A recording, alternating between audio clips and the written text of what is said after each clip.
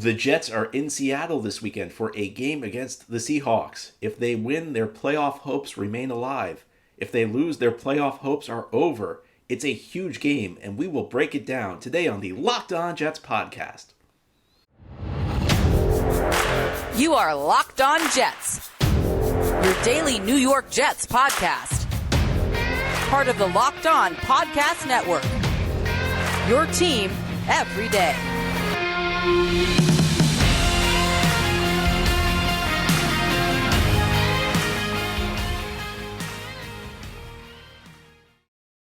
Welcome, this is the Locked On Jets podcast, part of the Locked On Podcast Network, your team every day. It's Friday, December 30th, 2022, and I'm your host, John B. from GanggreenNation.com, thanking you for making the show your first listen or first watch every day. This podcast is free, and it's available on all platforms, including YouTube. If you like what you see or hear, hit the subscribe button where you are watching or listening so that you'll never miss an episode. If you're listening on a podcast source and enjoy the show, please give it a 5-star review. And if you're watching on YouTube, please give this episode a big thumbs up. It helps the channel out and helps other Jets fans find the podcast. Today's episode of Locked On Jets is brought to you by BetOnline. BetOnline has you covered this season with more props, odds, and lines than ever before. BetOnline, where the game starts. And the Jets are in Seattle this weekend for a game against the Seahawks. Kickoff time is scheduled for 4:05 Eastern on Sunday, 1:05 for those of us on the West Coast. You know, if you're an East Coaster like me who happens to be on the West Coast this week, the game's at a normal time. It's a 1 o'clock kickoff. And it is a huge game for the New York Jets. And before we get into the game, I'd just like to take a moment to reflect on the fact that the Jets are playing a meaningful Week 17 game this season. And I think before the start of the 2022 regular season, if you had asked anybody, would you take a meaningful Week 17 game? I think we all would have answered yes. So on some level, no matter what happens, the Jets have made some progress. But the Jets have got to start winning some games here. And I've been saying this for weeks. The Jets are now on a 4-game losing streak. They are not finishing the season the way you want to finish the season. You want your team to get better as the season progresses. You want to feel like your team is improving. And the Jets have been regressing. And fortunately for them, there are lots of other teams that have been regressing in the AFC playoff race as well. Their two biggest competitors are both on losing streaks as well. Patriots have lost 2 in a row. Dolphins have lost 4 in a row. And it's left them in a situation which I was not expecting. I was expecting the Jets would need 10 wins to make the playoffs. 9 probably does it for them. But they do need to get a little bit of help this weekend. But the most important help they can use is helping themselves by getting this thing back on track. If the Jets win, they're still alive. They will enter Week 18 with a chance to make the playoffs. And this would be the first time since 2015 that's been true. They'll have a chance to finish the season with a winning record whether or not they get the help they need. Again, for the first time since 2015, that would be true. And they still do have a shot to make the playoffs for the first time since 2010. There's so much on the line these next 2 weeks for the Jets franchise, for Robert Saleh, for Joe Douglas, for Mike White. I don't think anybody, at least in the front office or coaching staff's job, really should be on the line. You can make an argument, maybe Mike LaFleur. I could buy that, but I don't think the Jets should be making a change at coach. Even if they lose out, I don't think they should be making a change at GM, even if they lose out. It's not so much about accountability. People say, whenever I say something like that, I get the response, what, you don't want people to be held accountable? Well, accountability doesn't necessarily mean you fire people at every negative turn. What it means is, it's a knock against them. It's a huge point against Robert Saleh, to a lesser extent, but also true of Joe Douglas. Saleh manages the day-to-day, so a collapse would be on him. And it certainly would impact his job security as we talk about 2023, 2024. On the other hand, if the Jets are able to stabilize this thing and make the playoffs, I maintain that I think that this could be a major step forward for the franchise. You don't go from winning 4 games to winning a championship. There are some intermediate steps along the way, and one of the most important ones is making the playoffs. It's one of the most important steps you can take. I think it would be really important. I think it would be really key for young guys on this team to, first of all, learn how to win big games, but also experience a playoff atmosphere. And beyond that, I think that there sometimes are these narratives that can get into your head as a franchise. If you're a team, if you collapse in December, it's just a different feeling. You don't leave the season feeling that you're as good as you might if you made the playoffs. And sometimes, again, media narratives can step in. This is a team that can't get over the hump. You want to just avoid that at the very start, because those are the types of things that can build momentum, and I do feel like they can actually impact your team. At some point, the noise becomes so loud that you inevitably hear about it. Now, unfortunately for the Jets, they have to go all the way out to Seattle and face a Seahawks team that's going to be much tougher than they looked like they'd be at the beginning of the season. And I can't help but laughing. I can't help but laugh because when the schedule came out, and I am the ultimate guy who says the schedule coming out is the most overhyped day of the year. And the reason for that is you never really know who's going to be good and who's going to be bad. I mean, when the schedule came out, everybody thought Green Bay was an absolute lock to win the NFC North. How's that worked out? When the schedule came out, nobody thought Jacksonville was going to be a team that would be competing for the AFC South division title. How's that worked out? I could go on and on and on. There are things that surprise the pundits every single year. There are things that aren't expected. Injuries, football's a game of injuries. Sometimes a team suffers a key injury and it dramatically alters its season. So they're just things you can't predict in the NFL, no matter how badly people want to pretend that you can. And when the schedule comes out, you don't really know who the tough games are, and you don't really know who the easy games are. I bet you when the schedule came out, Denver looked at the Jets and back in October and said, that'll be an easy game. We got Russell Wilson. Jets don't have Jets aren't that good. Sometimes surprising things happen. But despite my warnings for that, the one thing I said on that show was, well, we know Seattle's going to be a pretty easy game, and it's really not. It's a tough opponent. And part of it's been our old friend Geno Smith, who's played better than almost anybody thought he could. I know there were a few Geno believers out there, and I got to tip my cap to you because I really did not see this coming from Geno. I really was very down on Geno during his time with the Jets. And, the whole Geno experience the last couple of years, along with some other things, has really kind of reshaped my views on young quarterbacks and how you have to support them, because this has been an amazing season for Geno Smith, even though he's not playing as well as he did at the beginning of the season, but he's still far exceeding expectations, almost anybody's expectations. And it's made me rethink a lot about the quarterback position. Seattle's always a difficult outdoor venue to play at too. If you talk to people in the NFL, generally they'll tell you, the domes are the toughest ones because as far as noise goes, because they trap the noise in.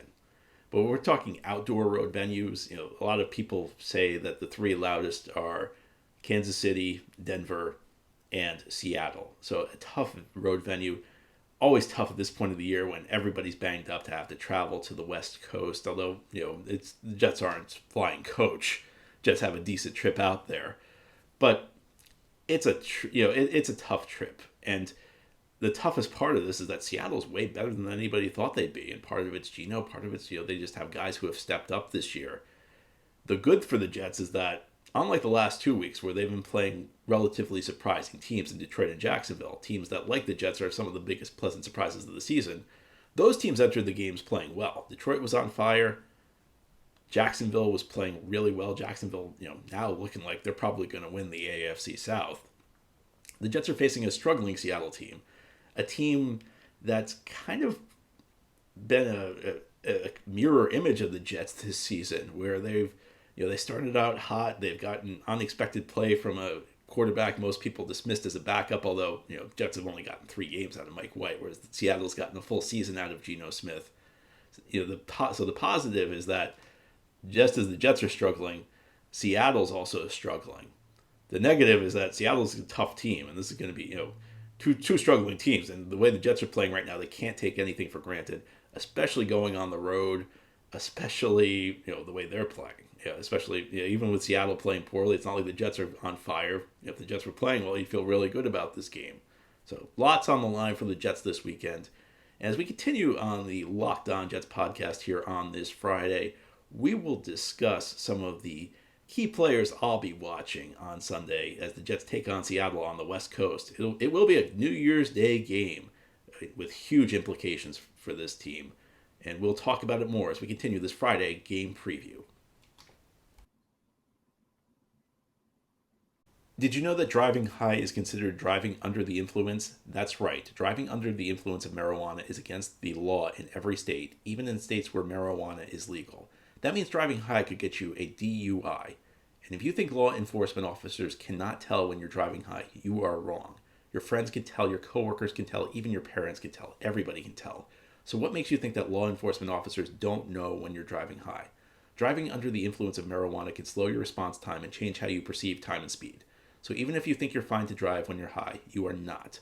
Because the bottom line is, if you feel different, you drive different. And driving high is driving under the influence. So remember, drive high, get a DUI. Paid for by NHTSA. This episode of Locked On Jets is brought to you by the mobile game Ultimate Football GM. Have you ever dreamed of becoming an NFL GM and managing your football franchise? Well, your dream can come true, and the game is definitely for you. Manage every strategic aspect of your team, play through the season, and lead your team to glory. You are responsible for hiring the right coaches and coordinators, trading players, making draft picks, and navigating your franchise through free agency and the draft, and all the ups and downs of a season. All of this comes in a challenging and realistic game world. Ultimate Football GM is completely free and playable offline. Play on the go as you want and when you want to. And Locked On Jets listeners get a 100% free boost to their franchise when using promo code Locked On, all caps, in the game store. That's Locked On in all caps, one word, no space, LOCKEDON. So make sure to check it out today. To download the game, just visit ultimate-gm.com or look it up on the app stores. That's ultimate-gm.com. Ultimate Football GM. Start your dynasty today. Thank you so much for making Locked On Jets your first listen or first watch every day. This podcast is free and it's available on all platforms, including YouTube. Jets are in Seattle this weekend. It is a 4:05 Eastern, 1:05 Pacific kickoff. Huge game for the Jets. Huge playoff implications for this team. And they are getting their quarterback returning to the lineup. It is Mike White, who was cleared on Monday. So for a quarterback, you've got to be cleared by Wednesday, because the way the team typically prepares for the game is Tuesday is the day on most teams. There are a few exceptions, but for the most part, and as I understand it, the Jets are the norm. Tuesday is the game where the coaches prepare the game plan. And when you prepare the game plan, essentially, you're picking out which plays you're going to run. A playbook can have like 1,000 plays in it, and you're picking, 30, 40, 50 that are going to be part of this game. On Wednesday and Thursday, and then to a lesser extent Friday, that's when the game plan begins getting installed. So that's when you practice the plays that the coach has picked out on Tuesday. So for these reasons, usually when a team names its starting quarterback, it happens on Wednesday or before, because it kind of has to. If you're preparing for this game, you've got to figure this stuff out during the week. The Jets announced White's return to the lineup on Monday, and it was a no-brainer. Zach Wilson, when he returned to the lineup 2 weeks ago against Detroit, replacing an injured White, really had every opportunity to earn the starting job back. If Zach Wilson had gone out there and played great, it would have been his team going forward. And I think that the Jets would have been very happy about that, because the Jets obviously invested a lot in Zach Wilson, but especially based on what happened Thursday against the Jacksonville Jaguars, I don't think the Jets had a choice. I think it was pretty clear that if White was healthy, he had to go into the lineup. If he wasn't healthy, I don't even know what you would have done. Would you put Flacco into the lineup? Maybe you'd even go with Strevler, even though he can't really throw that well, just because the other options are so uninspiring. Well, Mike White is ready to get back into the lineup for the Jets. We'll see how he does. I don't want to put Mike White into the Hall of Fame just yet. I'm not even sure Mike White's going to be the starter past these next two games. I think what's clear is White should get these next two games. No matter what happens against Seattle, Mike White's got to start next week against Miami. And then you see what happens from there. Hopefully you got a playoff game to prepare for after the Miami game. And then you look to the offseason and you figure out what the best option is. Maybe it's White, maybe it's somebody else. But for now, I don't think there's any question Mike White's the best quarterback for the Jets. If you look at the way this offense is produced this year under Mike White, there's a tangible difference from what is done under Joe Flacco and Zach Wilson. Flacco actually doesn't have terrible numbers, but most of his production has come against teams that were protecting big leads in the second half of games. So there was lots of stat padding against prevent defenses. And that's even true in the Cleveland game, because he hit that long touchdown pass to Corey Davis where the Browns busted a coverage And at that point, even though it ended up being important, it really did not feel like that big of a deal at the time because the Jets had to recover an onside kick and then go down the field. So I think it's pretty clear White's the best quarterback on the team. If you look at the offense's production under White, it's been a credible offense. It's not been, Kansas City. It's not been one of the great offenses in the league. But I looked at the numbers. They're around middle of the pack with Mike White in there. And I don't know what it is. It just feels like the offense has more life to it when Mike White is under center. Even the run games, he feels like it's better. The run games really regressed the last 2 weeks. And, I think there's probably something to the idea that other teams haven't had to respect the pass. I think there's also something to the idea where I don't know what it is. It just feels like everybody's got more energy when White's in the lineup. And the Jets are clearly a more dynamic team on offense with White in the lineup. And part of it's, I think, he knows where to get the ball. And I think everybody knows, it's true at the receiver position. If you do your job with Mike White at quarterback, you're going to get the ball in a way maybe you're not with Zach Wilson. Zach Wilson's back there. We know, we've talked about how he can struggle to make reads. He can struggle to scan the field. He can struggle to figure out what the defense is doing. And it really feels like he's, even in year 2, still in some ways struggling with the playbook. I watched some plays and it just feels like Zach isn't really sure where the ball's supposed to go. And I think sometimes he messes up his reads with, there are moments, every passing play in the modern NFL is supposed to match the quarterback's footwork with the routes being run. So when the quarterback's at the top of his drop, that's typically where your first option should be breaking open. And it feels like there are plays where Zach's at the top of his drop, and the receiver's still like a second or two from making his break. So White in the lineup gives the Jets more of a shot. It gives the offense more life, and he's going up against the Seattle defense that is not that great and has kind of struggled of late.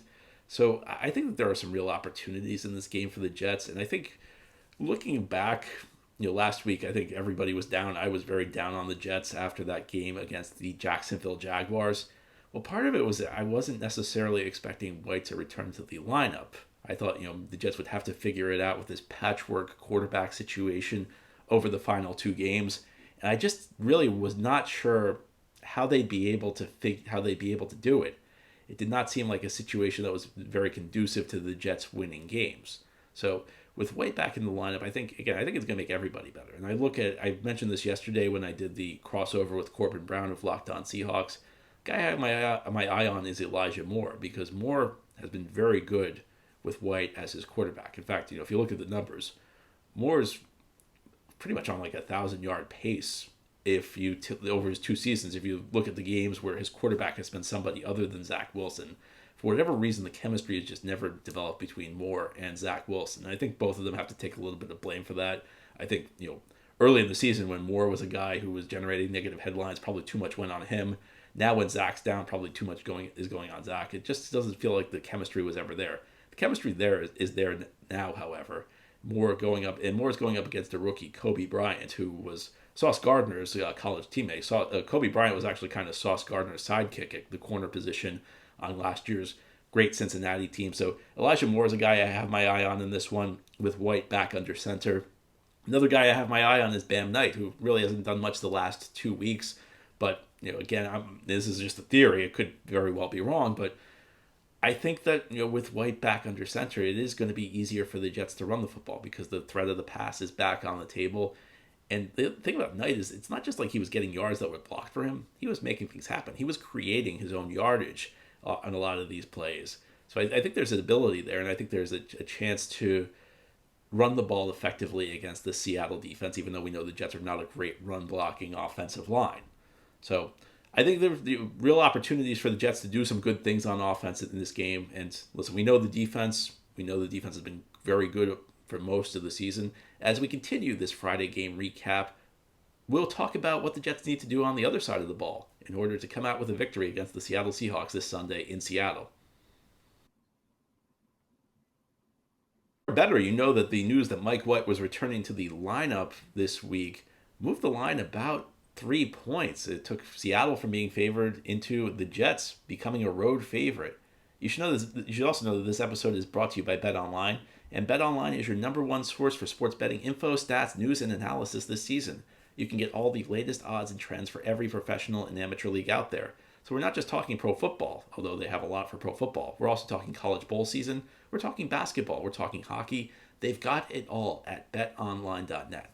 If you love sports podcasts, you can even find those at BetOnline as well. They are the fastest and easiest way to get your betting info. Head to the website today or use your mobile device to learn more. BetOnline, where the game starts. This is the Locked On Jets podcast here on this Friday. We're talking Jets Seahawks. There's another game that should have the attention of Jets fans this Sunday, and it is the game between the New England Patriots and the Miami Dolphins. That has major implications for the Jets. Only if they win. If the Jets lose, they're done. But if the Jets win this Sunday, they will be alive heading into Week 18. If Miami beats New England this weekend and the Jets win, the Jets control their own destiny heading to that Week 18 game. So Jets fans should be rooting for Miami. And you may wonder, well, wait, why is that? Because you look at the standings right now, Miami's ahead of the Jets. New England's tied. So you may say, shouldn't the Jets be rooting for Miami to lose since they're behind Miami and tied with New England? And the answer is no. And here's why. The Jets cannot be tied with New England at the end of the season because the Jets were swept by the Patriots. So the Patriots hold the tiebreaker. So the Jets have to be ahead of New England. So Miami beating New England and the Jets winning would put the Jets ahead of New England. They would no longer be in a tie where New England holds the tiebreaker. In that situation where both Miami and the Jets win, Miami then enters Week 18 one game ahead of the Jets. However, the Jets play Miami. So if the Jets beat Miami Week 18 under this scenario, the two teams are tied. The Jets will have the head-to-head tiebreaker over the Dolphins, though, because they will have beaten them twice. So Jets need Miami to win this weekend. It's one of those weird scenarios where, first of all, you're rooting for a division rival, a bitter division rival in Miami. Now, it makes it a little easier because they're playing another bitter division rival in New England. But it's a weird scenario because the Jets are rooting for Miami one week and then they want to beat them the next week. Of course, for the Jets to win this game, and that's the most important thing for Sunday because the Jets, again, will be alive Week 18 if they take care of business this Sunday. The most important thing for them is on the defensive side of the ball. This has been a team that's been carried by its defense all year long. Even if the defense hasn't been playing as well of late, it's still the dominant unit on this football team. And you look at this matchup, I mean, I kind of like this matchup for the Jets. I think there are some holes on the Seattle offensive line to exploit. I think Quinnen Williams could be primed to have a big game. I mean, Quinnen Williams announced his return to the lineup last week by having a strip sack on the first series. I was a little worried about him going out there. I was hoping he wasn't playing hurt, especially coming back on a short week. It looked like Quinnen Williams to me. This Jets defense, it's difficult to evaluate. It's difficult to preview a game because as much as any defense in the league, and this is Robert Saleh really showing his influence from Seahawks coach Pete Carroll, because Saleh was a young assistant, early in his career under Pete Carroll. Jets just kind of do what they do on the defensive side of the ball. They roll their guys out there. There's not a lot of deception. There is some. We're past the point where a team can do something 100% of the time in this league, but for the most part, the Jets just kind of do what they do on defense. They're not really worried about matchups. They very rarely make adjustments from game to game. They just have faith in their players, and when you're getting these kind of results, why would you not? There's always a complaint when a scheme is deemed too simple because the other team can exploit it. Well, if it's simple, it's easy for the defense. It's easy for the players on your team to execute it as well. And when you got talent, talent like Quinnen Williams, talent like a Sauce Gardner or a DJ Reed, talent like a John Franklin Myers, makes things simple on them. Just tell them go play. I mentioned yesterday, the one matchup that scares me a little bit is DK Metcalf against DJ Reed. And even though DJ Reed is he might be undersized on paper, he might be undersized by the measurements, he plays bigger. DK Metcalf is just enormous. And that might be a situation I wonder where this might be one of the rare exceptions that gets the Jets to adjust. Maybe you have Sauce Gardner follow DK Metcalf around just because Sauce has that length that probably makes him a better matchup with DK. But, you look at this Seattle team, it's not been playing as well on offense lately. And it's been, and they're a little banged up. Seattle may get Tyler Lockett back for this game. He was on the injury report. He returned to practice on Thursday. So, he very well could be back in the lineup. But you look at this Seattle, but he could be injured. He may not be 100. He's probably not going to be 100% even if he gets back into the lineup. This is a Seattle offense where they have a bunch of guys who are, even Kenneth Walker, their great rookie running back, who, even if they play, are on the injury report and are a little banged up, whereas the Jets have gotten a pretty clean injury report this week. So injuries could come into play. I have faith in this Jets defense right now. I don't think they played a great game last week, but I still think that on a week-to-week basis, these guys are very good. These are guys you can count on. They're going up against the Seattle offense that just has not been as good in recent weeks. The Jets caught Detroit at the wrong time. The Jets caught Jacksonville at the wrong time. They may be catching Seattle at the right time. Now, you can say the reverse is true. You could also say that Seattle's catching the Jets at the right time. But you'd rather play a team that's not playing well down the stretch than a team that's playing well. And the way the Jets defense is playing, the way that the Seahawks offense is playing, you at least have to enter this game, I think, with some degree of optimism. Anyway, that's all for today's episode. This has been the Locked On Jets podcast, part of the Locked On Podcast Network. Your team every day is our motto. As always, you enjoy the show, hit the subscribe button where you're watching or listening. If you enjoy the show and are listening on a podcast source, please give the show a 5-star review. If you're watching on YouTube, please give this episode a big thumbs up. These things help the channel out and help other Jets fans find the podcast. Hope you have a very good weekend. Hope you have a very happy New Year. Please stay safe, and we will be back after the game between the Jets and the Seahawks to break it all down. Will the Jets stay alive? We will find out Sunday in Seattle.